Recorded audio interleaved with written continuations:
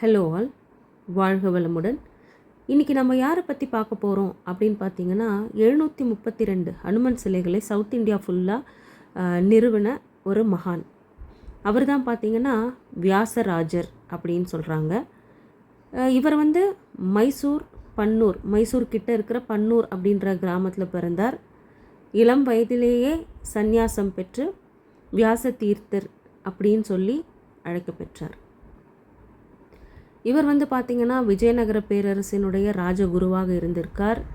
சாளுவ நரசிம்மர், நரகநாயக்கர், புகழ்பெற்ற கிருஷ்ணதேவராயர் ஆகியோருக்கெல்லாம் வழிகாட்டியாக இருந்திருக்கார். நாங்கள் போனது பார்த்திங்கன்னா மார்ச் மாதம் மகோத்சவம் நடைபெறும் நேரம். அவருக்கு பார்த்திங்கன்னா அன்றைக்கி 187வது ஆராதனை மகோத்சவம் அந்த மடத்தில் செலிப்ரேட் பண்ணிகிட்டு இருந்தாங்க. இது எங்கே இருக்குது அப்படின்னு பார்த்தீங்கன்னாக்கா, பசவங்குடி கிட்டே இருக்கிற காந்தி பஜார் அங்கே இருக்குது. நானும் என்னோடய ஃப்ரெண்ட் மேம் ஒருத்தரும் சேர்ந்து அங்கே போயிருந்தோம். அவங்க தான் அங்கே என்னை கூட்டிகிட்டு போனாங்க. இவர் பார்த்திங்கன்னா மத்துவ தத்துவத்தினுடைய வழிகாட்டியாகவும் முன்னோடியாகவும் திகழ்கிறார். நீங்கள் எல்லாருமே அவரோட தத்துவத்தை தான் ஃபாலோ பண்ணுறாங்க.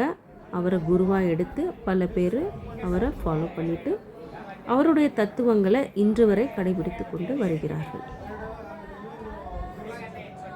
இவருக்கு ஆராதனை, சிறப்பு அலங்காரம், அபிஷேகங்கள் எல்லாமே நடந்துட்டு இருக்கும்போது பாடல்கள் கூட ரொம்ப அழகாக பண்ணியிருக்காங்க.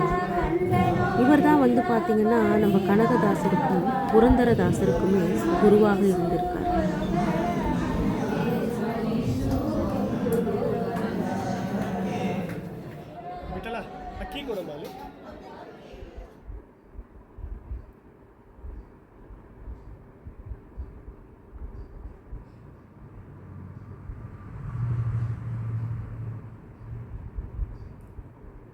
இப்படிப்பட்ட சிறப்பு வாய்ந்த இந்த மகான் பார்த்திங்கனாக்கா 732 அனுமன் சிலைகளை நிறுவியிருக்கார் சவுத் இந்தியா ஃபுல்லாக. அதாவது மைசூர், கர்நாடகாவிலிருந்து திருப்பதி அந்த பகுதிகளெலாம் கூட நிறுவியிருக்கார் ஹனுமன் சிலைகளை. இதில் குறிப்பாக பார்த்திங்கன்னா ஹம்பியில் இருக்கக்கூடிய யந்த்ரோதாக ஹனுமன் அது ரொம்பவே விசேஷமானதாக சொல்கிறாங்க. இப்படிப்பட்ட சிறப்பு வாய்ந்த இவருடைய மகோத்சவத்தில் இன்னும் நான் நிறைய விஷயங்கள் தெரிஞ்சுக்கிட்டேன். இவர் தான் குருவாக இருந்திருக்கார் புரந்தரதாசருக்கும் கனகதாசருக்கும். இவங்க பார்த்திங்கன்னாக்கா தாயார் நரசிம்மர், பூவராக சுவாமி அவங்களுக்குமே இங்கே சந்நிதிகள் இருந்தது. நிறைய பக்தர்கள் அங்கே சொற்பொழிவில் அமர்ந்து சொற்பொழிவை கேட்டுட்டு இருந்தாங்க.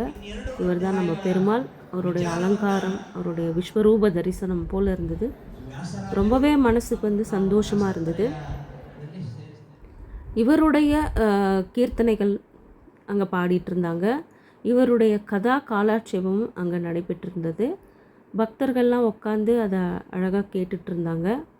நாங்களும் கொஞ்ச நேரம் அங்கே உட்காந்து அதை கேட்டுட்டு கனவு மெய்ப்பட சேனலை சப்ஸ்கிரைப் பண்ணுங்கள். இது யூஸ்ஃபுல்லாக இருக்கும்னு நினச்சிங்கன்னா அவங்களுக்கு ஷேர் பண்ணுங்கள். தேங்க்ஸ் ஃபார் வாட்சிங்.